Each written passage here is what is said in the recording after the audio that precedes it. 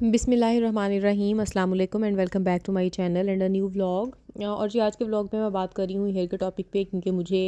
YouTube की ही किसी मेरी वीडियो के ऊपर किसी व्यूवर का कमेंट आया था कि आप प्लीज़ बताएं कि सल्फेट फ्री शैम्पू क्या होता है, और स्प्लिट एंड्स के बारे में क्यूरी आई थी। तो मैंने सोचा कि आज क्यों ना इस टॉपिक पे वीडियो बनाई जाए और मैं अपने व्यूज़ और अपने एक्सपीरियंसेस आप लोगों के साथ शेयर करूँ। क्योंकि अल्हम्दुलिल्लाह I have been a person के जिसके बालों की क्वालिटी और टेक्सचर हमेशा से अच्छा रहा है। मेरे बाल कोई स्ट्रेट नहीं थे। हाँ, मेरे बाल थोड़े से जो हैं वो ड्राई ज़रूर थे, लेकिन उनका वॉल्यूम अल्हम्दुलिल्लाह और उनकी जो लेंथ है वो बाकी लोगों से काफ़ी अच्छी थी, बल्कि एवरेज लोगों से अगर कहा जाए कि अच्छी थी तो ये ज़्यादा बेहतर होगा। अच्छा, अब अगर अच्छे बालों की बात कर ली जाए तो उसमें एक तो मेरे जेनेटिक्स का रोल था, और दूसरा मेरी मदर की जो एक्स्ट्राऑर्डिनरी केयर थी और जो एफ़र्ट थी, उसको मैं कहूँगी कि वो सिग्निफ़िकेंट एक वैल्यू है मेरी लाइफ में। क्योंकि अगर मैं कंपैरिज़न करूँ अपना और फैमिली में बाकी लोगों के बालों का,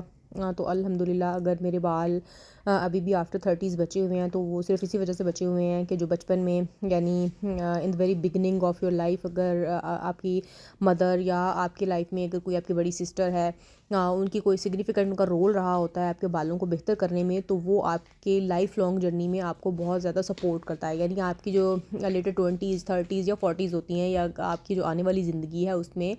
उस चीज़ का जो है वो बहुत रोल होता है। अच्छा, सबसे पहले तो अगर बात कर ली जाए उन तमाम प्रोडक्ट्स की जो कि मार्केट में अवेलेबल हैं बालों पे एप्लीकेशन करने के लिए, तो मैं बिल्कुल भी कोई उनके हक़ में नहीं हूँ कि उनको यूज़ किया जाए, जिसमें डिफरेंट तरह के सीरम्स हैं, मास्क हैं और मसाजर्स वगैरह मिलते हैं। मसाजर चलें किसी हद तक कंट्रीब्यूट कर सकता है आपकी स्कैल्प की जो हेल्थ है उसको बेहतर करने में, आपकी डैंड्रफ को रिमूव करने में, या फिर आपकी डेड स्किन सेल्स जो हैं आपकी स्कैल्प के ऊपर एक्यूमुलेट हो जाते हैं उसको रिमूव करने के लिए।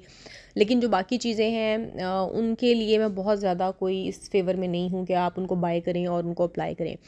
हाँ, अगर आप मास्क वगैरह अप्लाई करना चाहते हैं तो इस तरह की बहुत सारी ऑप्शंस हमारे पास अवेलेबल होती हैं कि हम होममेड मास्क बना सकते हैं और उनको हम अपने बालों पे अप्लाई कर सकते हैं,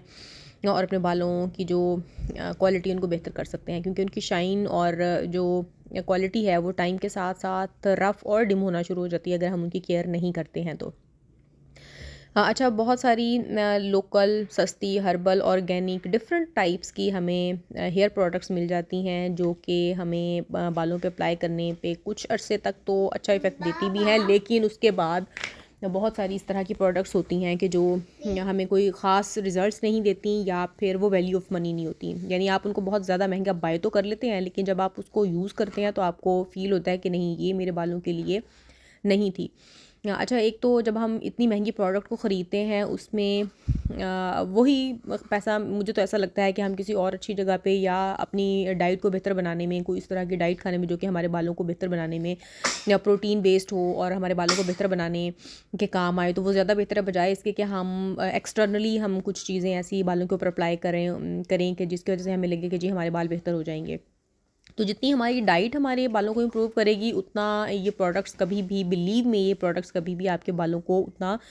बेहतर नहीं कर सकती। अच्छा, अब मैं आपके साथ ज़रा अपना एक्सपीरियंस शेयर करती हूँ कि मैंने एक्सटेंसो करवाया था। फर्स्ट टाइम मैंने एक्सटेंसो अपनी शादी पे करवाया था, आज से कोई 5 साढ़े 5 साल पहले की बात है।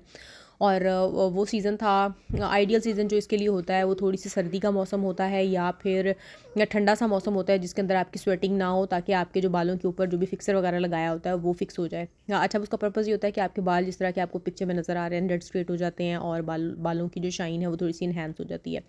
अच्छा, फर्स्ट टाइम कराने के बाद मैं अपना एक्सपीरियंस अगर आपको बताऊँ तो मेरा हेयर फॉल बिल्कुल रुक गया था, मेरे बालों में बहुत एक्स्ट्रा ह्यूज शाइन आ गई थी,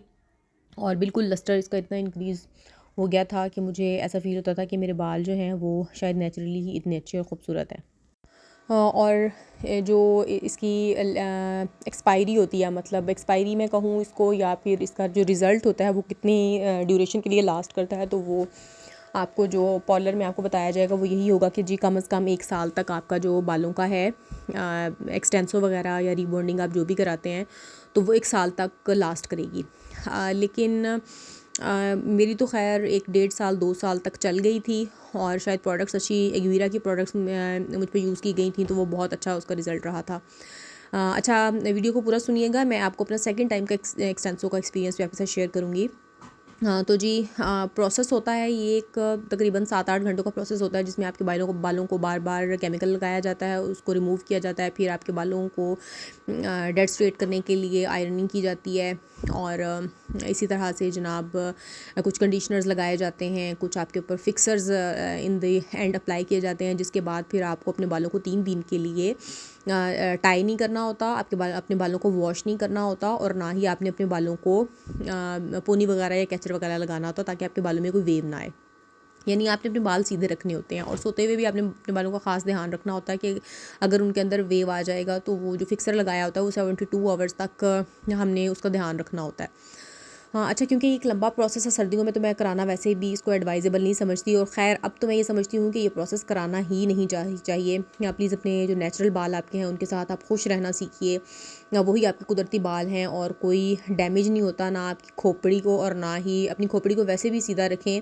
इस बात के लिए कि शायद हम बहुत खूबसूरत लगेंगे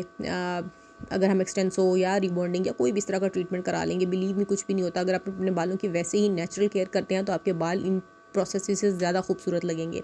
नो डाउट 1 साल 1.5 साल तक तो मेरे बाल बहुत खूबसूरत लगे, लेकिन उसके बाद क्या हुआ कि मुझे जी जोश उठा कि मुझे दोबारा से एक्सटेंसो कराना है। अच्छा, अब सेकंड टाइम का जो मेरा एक्सपीरियंस था वो बहुत ही वर्स्ट और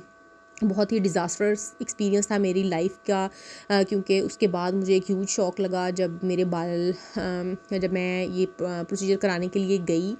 तो मुझे पता चला जी कि जब मैंने बाल 3 दिन के बाद वॉश किए हैं ना, तो उस टाइम तो क्योंकि आपके बालों को स्ट्रेट किया हुआ होता है तो आपको पता नहीं चलता, इतना आइडिया नहीं होता, लेकिन मुझे पता चला कि जी ये तो बहुत ही मेरे बाल जला दिए गए हैं,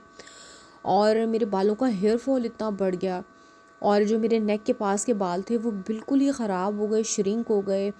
और मुझे बाद में पता चला जी सेकंड टाइम तो एक्सटेंसो कराना ही नहीं चाहिए। मतलब अगर आपने ज़िंदगी में एक बार करा लिया तो दूसरी बार तो बिल्कुल भी मत कराएं, क्योंकि आपके जो बाल के ऊपर केमिकल लगने की वजह से आपके बाल की जो क्वालिटी है वो ख़राब हो जाती है, और आपका बाल बारीक हो जाता है। तो मैं भी आप लोगों को एडवाइस करूँगी कि प्लीज़ इस तरह के कोई भी एक्सपीरियंसेस या अपने बालों और स्किन के साथ तो कम से कम इस तरह का कोई भी जो डिज़ास्टर है वो किसी को भी अलाउ ना करें, और घर पे ही अपने बालों की केयर करें, अच्छी सी केयर करें, अपने बालों का ख्याल रखें। यूट्यूब पे आपको बहुत सारे ट्यूटोरियल्स मिल जाएंगे, बहुत सारे आपको आइडियाज़ मिल जाएंगे कि होम मेड मास्क किस तरह से बनाए जा सकते हैं। तो tried and tested please mask को यूज़ कीजिए और अपने बालों की क्वालिटी को बेहतर कीजिए। तो जिस स्प्लिट एंड्स के लिए सबसे पहले तो बात कर लेते हैं, जिसके वजह से ख़ास तौर पर मैंने आज ये वीडियो बनाई है। तो स्प्लिट एंड्स का इलाज तो ये है, मेरे भी बालों में बहुत स्प्लिट एंड्स हो जाते हैं, लेकिन वो तब होते हैं जब मैं बालों की बिल्कुल भी केयर नहीं करती, और अपने बालों में ऑयलिंग करना बंद कर देती हूँ, अपने बालों को नरिश करना बंद कर देती हूँ। तो जब स्प्लिट एंड्स बेसिकली क्या होता है कि आपके बालों की जो ड्राइनेस है जब आपके बाल के नीचे सिरे तक पहुँचती है, तो आपका बाल नीचे से फट जाता है। अब फटने की वजह ये है कि आपका बाल खुद आपको बता रहा है कि मेरी आप प्रॉपर केयर नहीं कर रहे, और इस वजह से मैं आप ख़राब हो रहा हूँ। तो ये एक सिग्नल है जी, हमें बताते हैं हमारे बाल के प्लीज़ थोड़ा सा ख्याल करें, और अपने बालों की थोड़ी सी केयर करें। हाँ, तो इसलिए ज़रूरी है कि अपने बालों को ऑयलिंग प्रॉपर करें, मसाज करें। हाँ, अच्छा, जो हमारे बाल हैं, उसमें जो नीचे का हमारा पार्ट होता है, शोल्डर से नीचे का पार्ट समझें कि वो पार्ट डेड ही होता है। अब उस डेड पार्ट को हमारी केयर की इतनी ज़्यादा ज़रूरत है कि हमें उस पार्ट पे प्रॉपरली मसाज भी करना है। मसाज तो खैर हम दिमाग पे करेंगे, अपनी स्कैल्प पे करेंगे, लेकिन जो हमारा जो नीचे का पार्ट है उसको बहुत ज़्यादा ज़रूरत है आपकी तवज्जो की। आप उसके ऊपर जो भी मास्क बना रहे हैं, जो भी ऑयल आप यूज़ कर रहे हैं, आपने उस पार्ट को कभी भी इग्नोर नहीं करना, क्योंकि मोस्टली होता क्या है कि हम मसाज तो अपने स्कैल्प के ऊपर कर लेते हैं, लेकिन हमारा जो नीचे वाला पोर्शन है बालों का वो निगलेक्टेड रहता है, हम उसको तवज्जो ही नहीं देते। तो या तो अपने बालों की लेंथ जितनी आप मैनेज कर सकते हैं उतनी करवा लीजिए, या फिर आप अपने बालों का इतना ख्याल करें कि वो एटलीस्ट वो भूसा ना लगे, वो ये ना लगे कि बाल जो है वो बिल्कुल ख़राब हो गए हैं। खैर अब तो मुझे ये बातें करते हुए ख़ुद भी थोड़ा सा ख्याल आ रहा है कि मुझे भी अपने बालों की केयर करनी चाहिए, क्योंकि बच्चों की वजह से मैं बिल्कुल भी केयर नहीं कर पा रही हूँ अपने बालों की।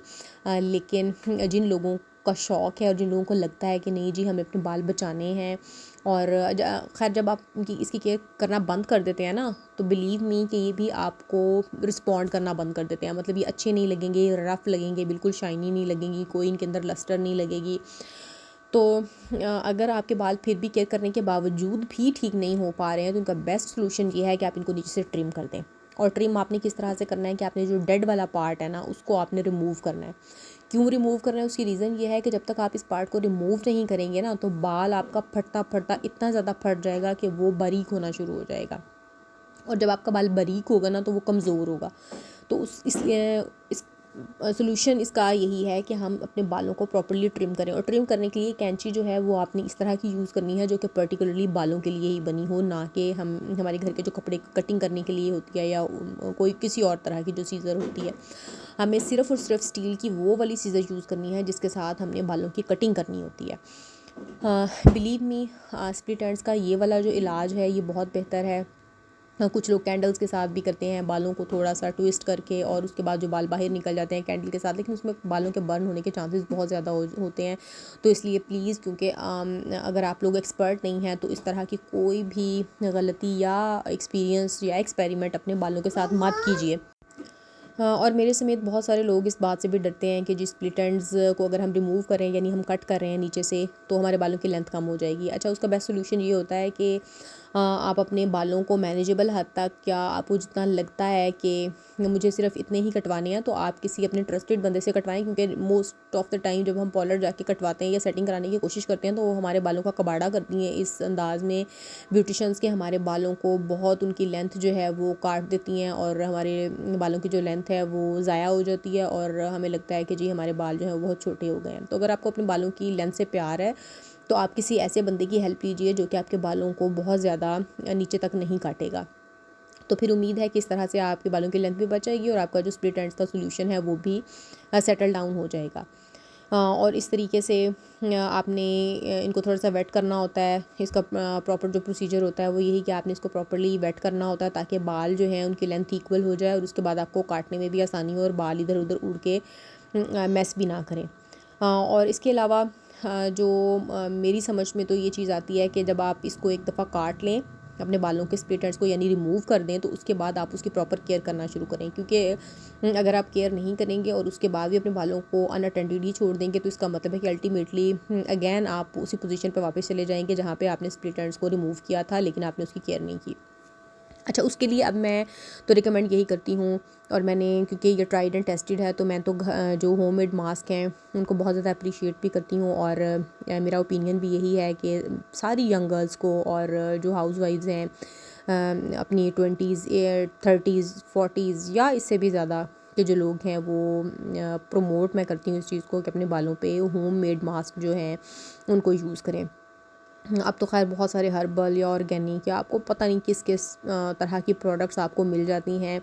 और मुझे ऐसा लगता है कि ये सिर्फ़ और सिर्फ हमारे हस्बैंड्स की, हमारी अपनी जेबों के ऊपर, हमारी अपनी पॉकेट मनी के ऊपर जो है एक काइंड ऑफ बर्डन है जिसको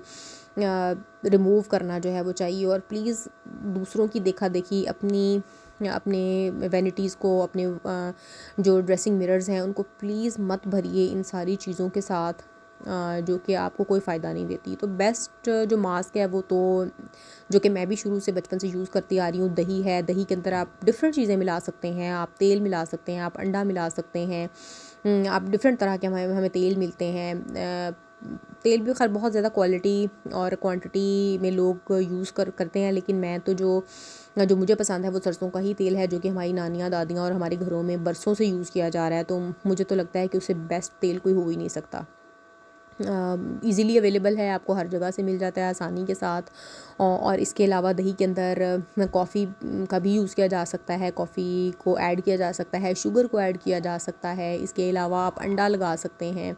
इसके अलावा आप जो नेचुरल मेहंदी होती है, पत्तों वाली मेहंदी पिसी हुई, अगर आपके बाल बहुत ज़्यादा ड्राई नहीं है, हाँ अगर आपके बाल ड्राई हैं तो आप अवॉइड करें कि मेहंदी ना लगाएं अपने बालों पे, लेकिन जो एक बेस्ट कंडीशनर है वो मेहंदी ही है। आप मेहंदी को अप्लाई कर सकते हैं अपने बालों के ऊपर। इसके अलावा बनाना जो है, घर में बनानास आते हैं और कुछ बनानास ऐसे होते हैं जो कि बहुत ज़्यादा राइप हो जाते हैं, तो मैं तो ऐसे बनानास को बिल्कुल भी वेस्ट नहीं करती हूँ, और मैं उनमें ऑयल मिक्स करके या सिंपली बनाना को सर पे अप्लाई कर लेती हूँ, या उसके अंदर इवन कभी एग भी मैं इंक्लूड कर लेती हूँ, और इस तरह से कोई एक अच्छा सा पेस्ट बना के तो वो मैं बालों के ऊपर अप्लाई कर लेती हूँ।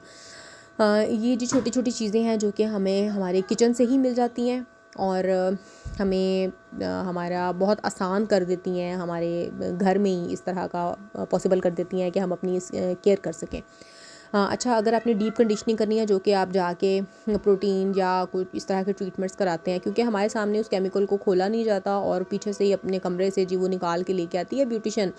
या उनकी जो भी वर्कर होती है, तो वो मिक्सिंग करके उधर से ही ले आती है और हमें नहीं पता होता। हालांकि एज अ कस्टमर हमारा ये राइट है और हमें ये अवेयरनेस होनी चाहिए कि जब हम पे कर रहे हैं तो हमें एटलीस्ट पता होना चाहिए कि कौन सी प्रोडक्ट हमारे बालों पे या हमारी स्किन पे अप्लाई की जा रही है। तो बी करेजियस और लोगों उनसे जाके पूछिए कि जी हमें बताइए कि कौन सा प्रोडक्ट हम पे आप यूज़ कर रहे हैं, ठीक है। और डीप कंडीशनिंग की जहाँ तक बात करें तो घर में जो हमारे पास कंडीशनर्स होते हैं, डीप कंडीशनिंग हम कर सकते हैं बहुत ही आसानी के साथ। तो उस कंडीशनर को अपने बालों पे अप्लाई कर लीजिए, रूट्स आपने छोड़ देनी है 2 इंचज़ तक, और उसके बाद आपने अपने बालों पे जो भी कंडीशनर है उसको बाल पहले गीले कर लें और उस कंडीशनर को अच्छी तरह से अप्लाई कर लें, और उसके बाद उसको थोड़ा सा अपने बालों का मसाज करें। मसाज करने के बाद शावर कैप पहन लें, या फिर आप उसको वैसे ही जूड़ा बना सकते हैं या आप अपने बालों को लपेट लें।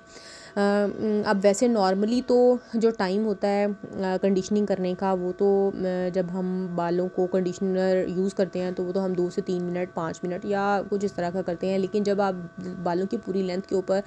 इस तरह से ज़्यादा क्वांटिटी में कंडीशनर अप्लाई कर रहे हैं, मतलब जितना हम अप्लाई करते हैं, हमने जब डीप कंडीशनिंग इस तरह से करनी है ना, जैसे हम मेहंदी लगाते हैं या कोई भी हम हेयर डाई लगाते हैं, तो ये मैं उस प्रोसीजर की आपको बात बता रही हूँ। तो ये जब हम करेंगे तो उसके बाद आपने क्या करना है कि अपने बालों को बहुत अच्छे से अप्लाई करने के बाद कंडीशनर की एक अच्छी क्वांटिटी आप लें, फुल बोल, और उसके बाद आप उसको अप्लाई करें और अपने बालों को उसके बाद वॉश कर दें अच्छे से आधे घंटे के बाद। तो आपके बाल बहुत ही खूबसूरत और बहुत ही शाइनी हो जाएंगे। तो जी ये तो थी आज की मेरी वीडियो, उम्मीद करती हूँ आपको पसंद आई होगी। अपना बहुत सारा ख्याल रखिएगा।